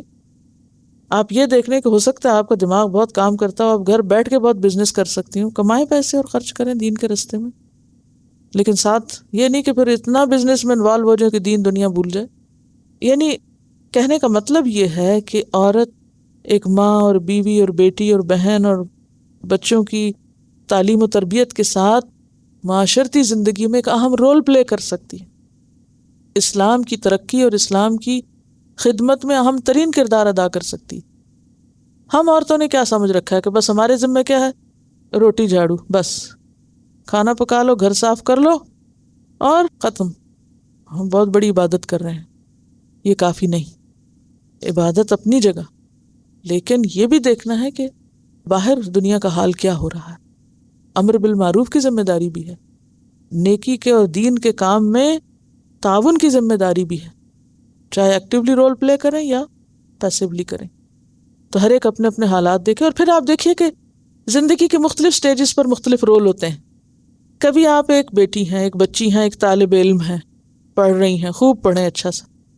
پھر آپ ایک بیوی ہیں، بچوں کی ماں ہیں، خوب اچھی بیوی بنے، اچھی ماں بنے، خوب اپنی انرجیز وہاں صرف کریں۔ پھر کیا ہے، بچے بڑے ہو گئے، ان کی بھی شادی ہوگی، نانی دادی بن گئی، اب بھی بڑا اہم رول پلے کر سکتی ہیں آپ ان اپنے نواسوں پوتوں کی تربیت اور ان کو اچھے اخلاق اور کردار سکھانے میں۔ یا بچوں سے فارغ ہو رہی ہیں تو اب آپ دوسرے کاموں کو زیادہ بہتر کر سکتی ہیں بنسبت اس ایج کے کہ جب بچے چھوٹے ہیں۔ تو زندگی کے مختلف حصوں میں آپ مختلف رول بھی پلے کر سکتی، لیکن اس سوچ کے بغیر ہی مر جانا کہ ہم بھی دین کی خدمت کا کچھ کام کریں، یہ پھر جیسے وہ آتا نا حدیث میں کہ جس کے دل میں جہاد کا خیال ہی نہ آیا وہ نفاق کی ایک کیفیت میں مرا۔ یعنی جہاد صرف جنگ کرنا ہی نہیں ہے، دین کے لیے کچھ بھی کسی بھی درجے پہ قربانی اور جد و جہد اور کوشش دین کی ترقی کے لیے، یہ بہت ضروری ہے۔ اور ہر شخص پھر معاملہ اللہ کے ساتھ ہے، اللہ کے ساتھ خود کو سچا کرے کہ وہ کیا کر سکتا اور کیا کر رہا ہے۔ اور یاد رکھیے سخت محنت اور قربانی کے بغیر کوئی کام بھی نہیں ہوتا، نہ دنیا کا ہوتا نہ دین کا ہوتا ہے۔ بہرحال وَإِذْ قَالَتِ الْمَلَائِكَةُ يَا مَرْيَمُ، اب یہاں ایک اور بات بھی آتی، اور وہ یہ ہے کہ ملائکہ نے آ کے مریم سے خطاب کیا۔ اس بنا پر بعض مفسرین کا خیال یہ ہے کہ مریم علیہ السلام کو بھی نبوت حاصل ہوئی تھی۔ یہ اختلافی مسئلہ ہے، یہ میں آپ کو بتا دوں، سب اس پہ متفق نہیں ہیں۔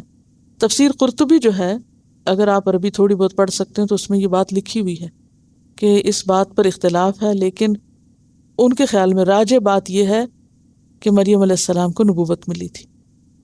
اگر نہ بھی ملی ہو، ملی ہے یا نہیں ملی یہ ایک الگ بات ہے، بہرحال اللہ نے چن ضرور لیا ان کو، جس کا یہاں واضح طور پہ یہ لفظ ملتے ہیں۔ اور پھر آپ دیکھیے کہ ان آیات کے شروع میں بھی آیا تھا ان اللہ اصطفیٰ آدم و نوح و آل ابراہیم، تو جو اصطفیٰ کا لفظ مردوں کے لیے استعمال ہوا، یہاں اصطفیٰ کا لفظ عورت کے لیے استعمال ہو رہا ہے، اور فرشتہ آ کے بول رہا ہے۔ قالت الملائکہ، فرشتے نے، پھر وہ ملائکہ جمع ہے مگر ہیں جبریل ہی، یاد رکھیے۔ فرشتے نے آ کے کہا اے مریم اللہ نے تجھے چن لیا۔ فرشتہ کلام کر رہا ہے کس سے؟ مریم سے۔ اسی لیے بعض مفسرین کہتے ہیں کہ مریم بھی پھر کیا تھی، یعنی ان کو بھی نبوت کا درجہ ملا، اللہ ہی بہتر جانتا ہے۔ وَاصْطَفَاكِ عَلَىٰ نِسَاءِ الْعَالَمِينَ، ساری دنیا کی عورتوں پر تجھے فضیلت اور فوقیت بخشی۔ اب آپ دیکھیں، ایک چنا جانا ہے دنیا میں چنا جانا، مثلا مس ورلڈ یا فرسٹ لیڈی چنا جانا، اور ایک چنا جانا ہے خالق کے کائنات کی نظر میں چنا جانا، اللہ کی نظر میں چنا جانا۔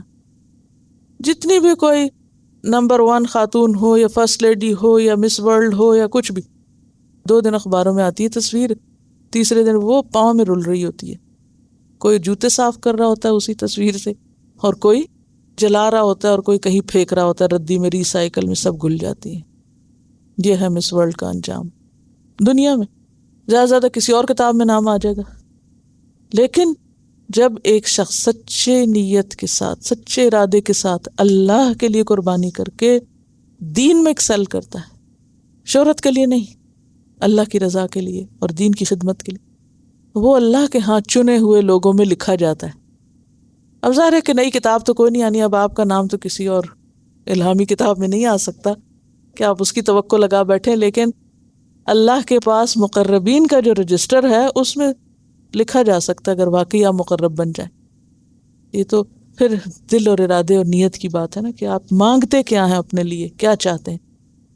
وَاصْطَفَاكِ عَلَىٰ نِسَاءِ الْعَالَمِينَ، پھر فرمایا اب اگر یہ مقام مل جائے، اللہ کام قبول کر لے، تو پھر عاجزی چاہیے، مزید عبادت چاہیے۔ فَإِذَا فَرَغْتَ فَانْصَبْ وَإِلَىٰ رَبِّكَ فَارْغَب، یا مریم اقنتی لربک، اے مریم اپنے رب کے آگے جھک جا، عاجزی کے ساتھ اطاعت کر اور مستقل طور پہ کر، واسجدی اور سجدہ کر، ورکعی اور رکوع کر، مع الراکعین رکوع کرنے والوں کے ساتھ۔ آپ دیکھیے کہ یہ نماز نبوی ہے، اس میں عورت کی امامت اور عورت کی باجماعت نماز پڑھنے کے بارے میں آپ کو احادیث مل جائیں گی، اور یہ صحیح احادیث ہیں، ٹھیک ہے۔ یہ بھی آپ کے ہوم ورک میں سے، اس کو گھر جا کے خود بھی پڑھیے، میرے صرف بولنے اور پڑھنے پہ نہیں یقین کیجیے، ان ریفرنس کو خود بھی دیکھیے۔ عورت کی امامت جو ہے، پہلی صف کے درمیان میں عورتوں کے ساتھ برابر کھڑی ہو کر عورت عورتوں کی امامت کرا سکتی ہے۔ ام ورقہ رضی اللہ تعالی عنہ فرماتی ہیں کہ رسول اللہ صلی اللہ علیہ وسلم نے انہیں حکم دیا کہ وہ اپنے گھر والوں کی امامت کرائیں۔ حضرت ام سلمہ رضی اللہ عنہا عورتوں کی امامت کراتی اور صف کے درمیان کھڑی ہوتی تھی۔ حضرت عائشہ رضی اللہ تعالی عنہا سے بھی اسی طرح کی روایت ثابت ہے۔ ان سب حدیثوں کے ریفرنس نیچے لکھے ہوئے ہیں، ٹھیک ہے۔ ایک سوال ہے کہ آپ صلی اللہ علیہ وسلم نے حکم دیا حضرت ام برقہ کو اپنے گھر والوں کی امامت کرائیں، تو اس کو تھوڑا سا ایکسپلین کریں کہ گھر والوں میں کون شامل ہیں۔ گھر والوں میں خواتین ہی شامل ہوں گی، کیونکہ مرد تو گھر میں نماز نہیں پڑھتے نا، مرد کہاں پڑھتے ہیں، تو پھر باقی پیچھے کون رہ جائے گا گھر والوں میں؟ بچے اور عورتیں رہ جائیں گی، تو پھر ظاہر ہے کہ عورتوں ہی کو امامت کراتی ہوں گی نا۔ حضرت ام سلمہ، حضرت عائشہ، جن صحابیات سے بھی امامت کی روایات ملتی ہیں، ان سب نے خواتین ہی کو کی۔ اور پھر عورت جب امامت کراتی ہے تو وہ کہاں کھڑی ہوتی ہے؟ صف کے بیچ میں۔ تو ان ساری باتوں سے کیا پتہ چلتا ہے؟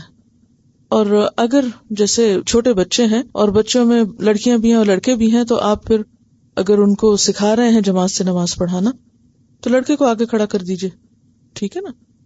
مشکل یہ ہے کہ ہمارے ہاں مسلمانوں میں عام طور پر اعتدال نہیں ہے، ہم ایکسٹریمسٹ بن گئے۔ ایک ایکسٹریم کیا ہے کہ عورت بالکل مسجد نہ جائے، عورت بالکل امامت نہ کرائے، خواہ وہ عورتوں کی بھی کیوں نہ ہو۔ اور دوسری ایکسٹریم کیا ہو گئی کہ عورت امامت کرائے اور ہر ایک کی کرائے۔ تو ان میں اعتدال کی راہ کیا ہے کہ نہ تو بالکل منع ہے، رخصت موجود ہے، لیکن حدود کے ساتھ، شرائط کے ساتھ، اور بالکل واضح اور صاف سا مسئلہ ہے، اس میں کوئی ایسی مشکل بھی نہیں ہے، ٹھیک ہے۔ ہمیں یہ نہیں دیکھنا کہ کون کیا کر رہا ہے، ہمیں یہ دیکھنا ہے کہ ہمارا دین کیا کہتا ہے۔ ہم کسی کو نہ بھی ڈسکس کریں کہ کون کس رائے پر ہے اور کون کس رائے پر، ضرورت ہی نہیں ہے۔ اور میں سمجھتی ہوں کہ ایسی چیزوں کو صرف ہوا دیتے ہیں ہم، ہوا دینے کی بھی ضرورت نہیں، جسٹ اگنور۔ جو چیز دین میں ہے نہیں وہ ہے ہی نہیں، وہ کسی کے کرنے سے دین کا حصہ نہیں بن سکتی، ٹھیک ہے نا۔ بدعت کس کو کہتے ہیں؟ دین میں نئی چیزوں کو ایجاد کرنا، یعنی دین کے نام پر نئے نئے چیزیں نکالنا جو اصل میں دین میں ہے نہیں، جن کا کوئی کانسیپٹ نہیں، یا آپ صلی اللہ علیہ وسلم کے زمانے میں اس کا کوئی ثبوت نہیں ہے، اس کے بعد یعنی کسی صحیح سند یا سنت سے ثابت نہیں، کوئی ہمارے سامنے اگزامپل نہیں، اسی کو بدعت کہیں گے نا۔ تو اب اگر کوئی ایسا شخص کرتا ہے تو آپ کیا کریں گے؟ زیادہ زیادہ اسی کو ذاتی طور پہ جا کے سمجھائیں کہ ایسا نہ کرو، اور اگر وہ نہیں مانتا تو وہ اللہ کے آگے جواب دے۔ ایک اس کو پولیٹیکل ایشو بنانا اور ایک ہوا دینا، اس کی تو ضرورت ہی نہیں۔ میرے خیال میں اس میں بہت زیادہ ہائے ہوئے کرنے کی بھی ضرورت نہیں ہے۔ Take it easy. ہمارا حال بھی بنی اسرائیل والا ہے کہ بڑی بڑی حرام چیزوں کو وہ نگل لیتے تھے اور چھوٹی چھوٹی چیزوں کو ایشو بنا لیتے تھے. ربا حرام ہے، خمر حرام ہے، غیبت کرنا حرام ہے. میں صرف ربا ہی کو نہیں کہوں گی، میں غیبت کو بھی کہوں گی. اسی طرح جھوٹ بولنا کوئی جواز ہی نہیں ہے اس کا.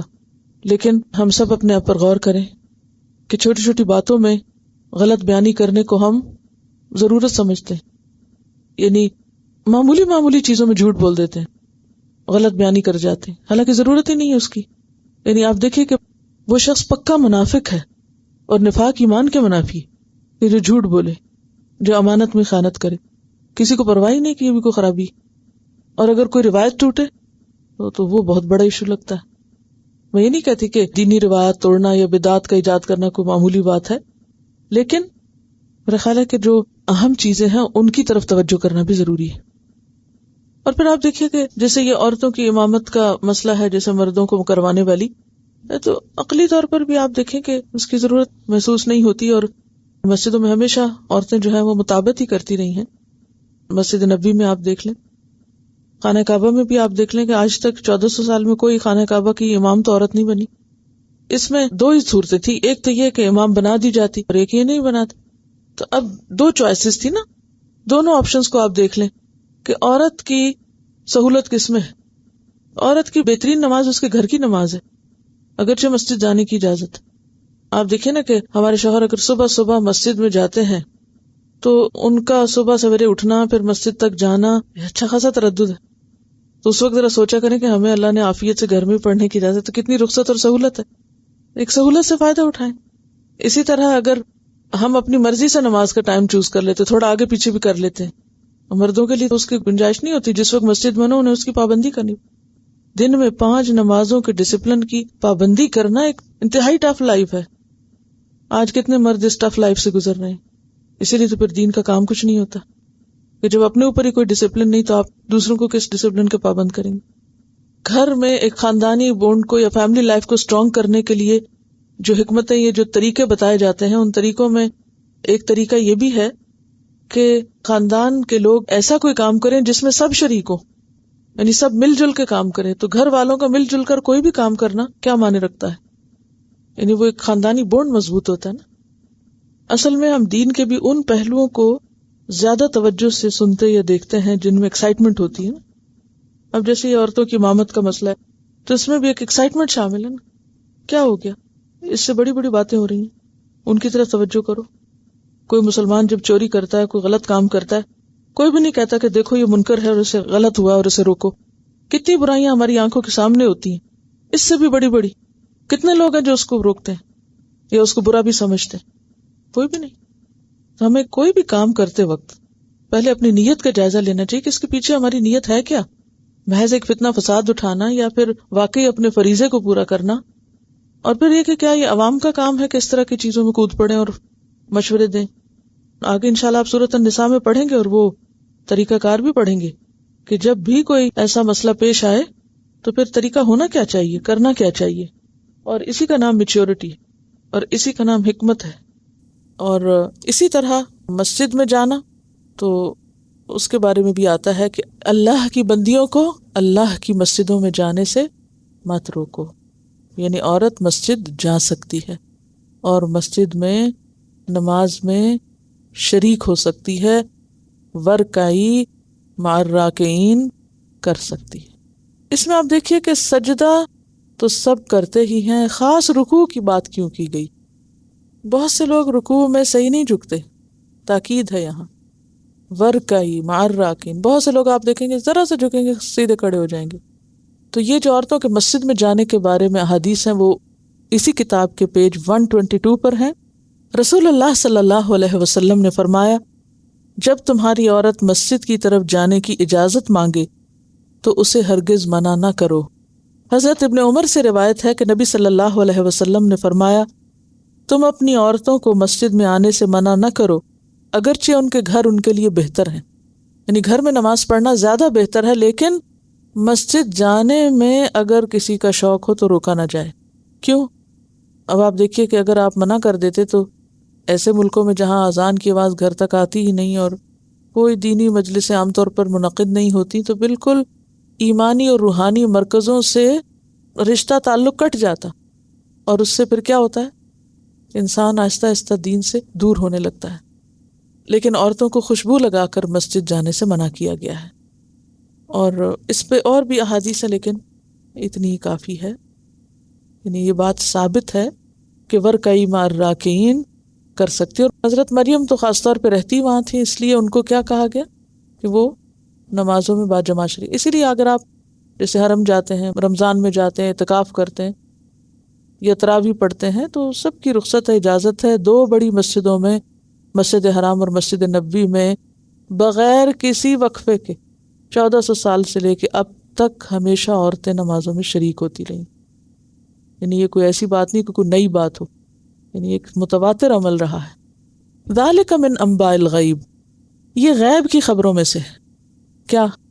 یہ سارا واقعہ اور قصہ. نوحیہ الیک، اسے ہم آپ کی طرف وحی کر رہے ہیں. وما کنت لدیہم، اور آپ ان کے پاس نہ تھے. اذ یلقون اقلامہم، جب وہ اپنی قلمیں ڈال رہے تھے، یعنی قرہ اندازی کر رہے تھے.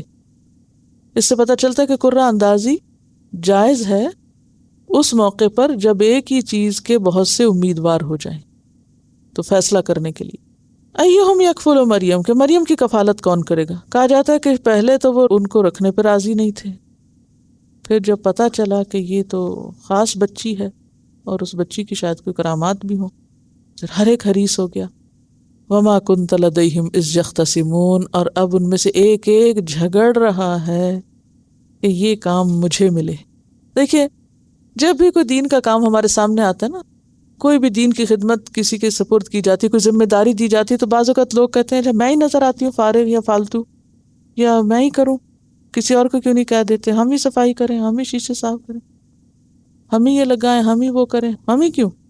نہیں، یہ اللہ توفیق دیتا ہے جس کو دیتا ہے، اور شوق سے بھی وہی کرتا ہے جو کرتا ہے. کبھی دین کی خدمت کا کوئی کام، ایک کام ہوتا ہے نا گھر کا کام، ذاتی عبادت، نفل پڑھیں آپ، ذکر تسبیح کریں، وہ ذاتی ہے.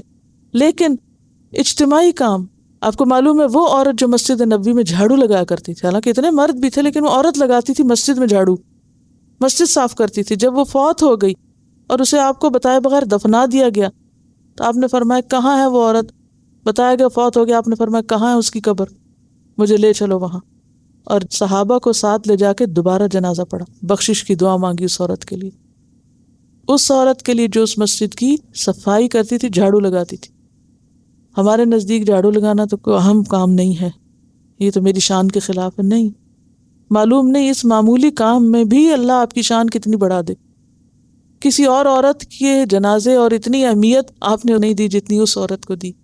ضروری نہیں ہوتا کہ کسی کرسی پہ بیٹھ کے، کسی سٹیج پہ بیٹھ کے اور پبلک کو ایڈریس کرنا ہی بڑا اچھا کام ہے، اور جھاڑو لگانا جو ہے وہ کوئی معمولی کام ہے. نہیں، صفائی تو نصف ایمان ہے. اگر ظاہری صفائی نہیں ہوگی دلوں کی کہاں سے ہوگی؟ ماحول ہی پاک صاف نہیں ہوگا تو باقی کچھ کہاں سے حاصل ہوگا؟ تو خواہ وہ دیواروں کی صفائی ہو، یا فرنیچر کی صفائی ہو، یا چھت کی صفائی ہو، یا باہر کی صفائی ہو، یا اندر کی صفائی ہو، یہ سارا اگر کوئی خالصتاً اللہ کے لیے کرتا ہے تو اس کے لیے بھی اجر ہے. اور یہ بھی دین کی خدمت میں شمار ہوتا ہے کام. کھلے دل سے اس کو کرنا چاہیے، اور بھاگ بھاگ کے کرنا چاہیے، جھگڑ کے بھی کرنا پڑے تو کرنا چاہیے. جیسے یہاں اب یہ جھگڑ رہے ہیں، اب کیا تھا؟ وہ صرف کفالت تھی نا، کھلانا پلانا تھا، خیال رکھنا تھا. یہ کھلانے پلانے کا صرف کام تھا. حضرت مریم کو اس وقت کہا جاتا ہے کہ 3 سال کی عمر میں تھی جب وہ ہیکل لائی گئی تھی. اس کا مطلب یہ کہ اگر کبھی زندگی میں کسی بچے کو ہی لک آفٹر کرنا پڑ جائے تو وہ کرنا بھی ایک نیکی کا کام ہے. تو یہ نیکی انواع و اقسام پر ہوتی ہے. نیکی کسی خاص ایک لگے بندھے طریقے کا نام نہیں. پیچھے پڑ چکے ہیں کیا؟ لیس البر ان تولوا وجوہکم قبل المشرق والمغرب. نیکی صرف مشرق اور مغرب کی طرف منہ کر لینے کا نام نہیں. صرف کسی ایک خاص پرٹیکولر کام کو ہی نیکی سمجھنا نیکی نہیں. نیکی کی کئی قسمیں، جو اللہ توفیق دے کھلے دل سے آگے بڑھ کے کریں.